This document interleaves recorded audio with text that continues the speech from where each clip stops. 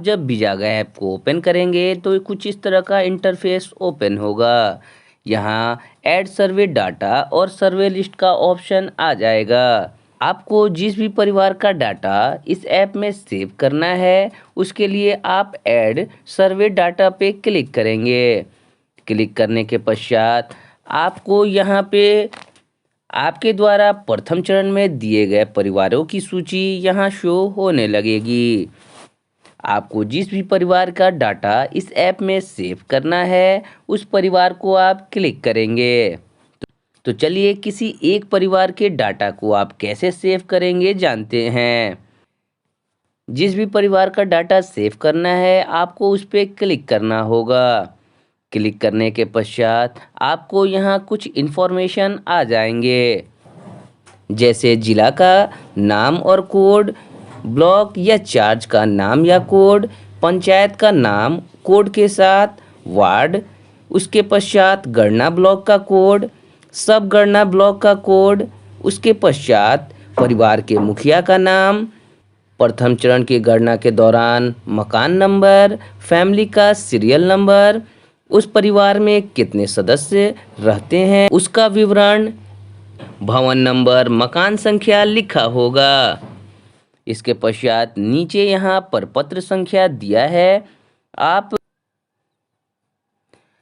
आप चाहें तो बारकोड स्कैन करके फॉर्म नंबर प्राप्त कर सकते हैं, अथवा आपको जो भी फॉर्मेट दिया गया है उसे यहाँ पे मैनुअली भी लिख सकते हैं।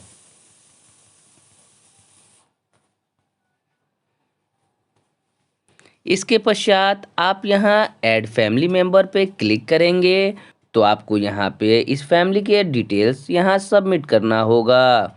इस फैमिली में 2 सदस्य हैं इसलिए यहाँ सीरियल नंबर 1 दिखा रहा है। पहले ऑप्शन को क्लिक करेंगे तो यहाँ आपको 3 ऑप्शन हैं। पहला यहाँ रहते हैं, दूसरा यहाँ नहीं रहते हैं, तीसरा जीवित नहीं है। अगर परिवार का सदस्य यहाँ रहते हैं तो 0 यहाँ रहते हैं पे क्लिक करेंगे।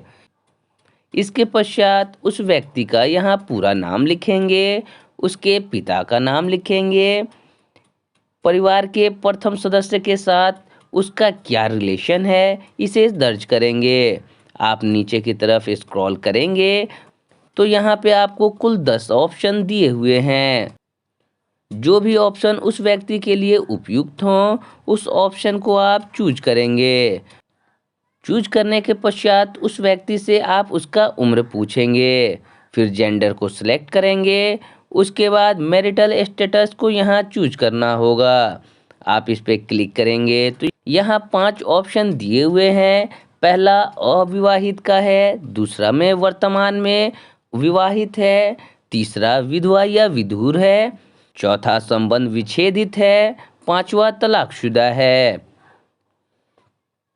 आपको उपयुक्त दिए हुए किसी भी एक ऑप्शन को उस व्यक्ति के अनुसार चूज कर लेना है। इसके पश्चात उसके धर्म को चूज करना है। धर्म वाले ऑप्शन पे आप जब क्लिक करेंगे तो यहाँ पर हिंदू, इस्लाम, ईसाई, बौद्ध, जैन, अन्य धर्म, कोई धर्म नहीं का ऑप्शन दिया हुआ है। उस व्यक्ति से आप उसके धर्म को पूछकर यहाँ सेलेक्ट कर लेंगे। इसके पश्चात आपको कास्ट नेम और उसका कोड को चूज करना है। जब आप इस पे क्लिक करेंगे तो यहाँ पे आपको बहुत सारे कास्ट के ऑप्शन आ जाएंगे। आप उस व्यक्ति से उसके जाति के बारे में पता करेंगे और इन ऑप्शंस में से उसे चूज कर लेंगे। अगर आपको सर्च करने में परेशानी हो तो यहाँ सर्च करे पर क्लिक करेंगे और क्लिक करने के पश्चात आपको हिंदी में यहाँ पर सर्च करना है। जैसे ही आप यहाँ हिंदी में उस व्यक्ति के जाति को सर्च करेंगे तो यहाँ उसके जाति का ऑप्शन आ जाएगा और आप उसे सिलेक्ट कर लेंगे। उसके पश्चात आपको उस व्यक्ति के एजुकेशनल क्वालिफिकेशन को चूज करना है। यहाँ पे जब आप क्लिक करेंगे तो टोटल यहाँ आपको 53 ऑप्शन दिए हुए हैं। उस व्यक्ति से उसके क्वालिफिकेशन को पूछकर दिए हुए कोड के साथ सिलेक्ट कर लेंगे। इसके पश्चात 10वां क्वेश्चन एक्टिविटी से संबंधित है। जब आप उसे क्लिक करेंगे तो यहाँ पे कुल 15 ऑप्शन दिए हुए हैं। आप उस व्यक्ति के एक्टिविटी के बारे में पता करेंगे कि वो व्यक्ति क्या करता है। अगर सरकारी नौकरी है तो 01 पर क्लिक करेंगे। संगठित क्षेत्र की प्राइवेट नौकरी है तो 02 सेलेक्ट करेंगे। इसी तरह अगर वो भिखारी है तो 10 को चूज करेंगे। इन सभी ऑप्शंस में से अगर कुछ भी नहीं है तो कुछ भी नहीं पर क्लिक करेंगे। इसके बाद रेसिडेंशियल स्टेटस पे क्लिक करेंगे तो आपको यहाँ 5 ऑप्शन दिए हुए हैं। पहला ऑप्शन पक्का मकान, 2 या 2 से अधिक कमरा है। दूसरा पक्का मकान 1 कमरा है। तीसरा खपरेल या टीन का छत है। चौथा झोपड़ी और 5वां आवासहीन है। आप उस व्यक्ति के घर की स्थिति को देखकर कोड के साथ उसके रेसिडेंशियल स्टेटस को चूज करेंगे। 12वां ऑप्शन टेम्परेरी माइग्रेशन स्टेटस है। अगर व्यक्ति घर पर नहीं है तो कहाँ है उसके बारे में इस ऑप्शन में जानकारी देनी है।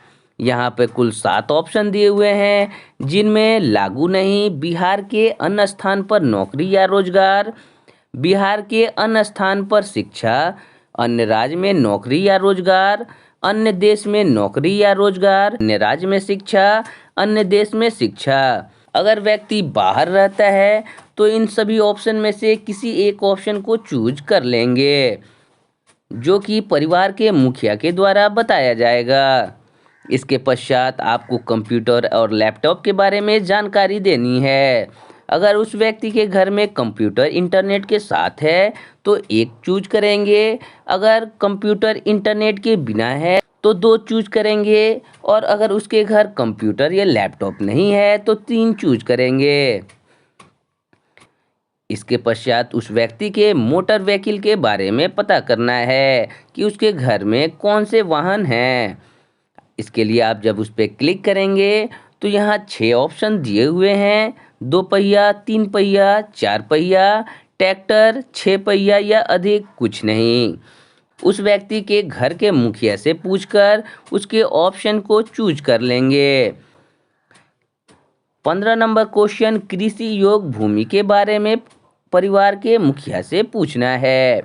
आप इस पे क्लिक करेंगे तो यहाँ बहुत सारे ऑप्शन दिए हुए हैं। परिवार के मुखिया के द्वारा बताए गए कृषि भूमि के बारे में यहाँ सूचना भर देंगे।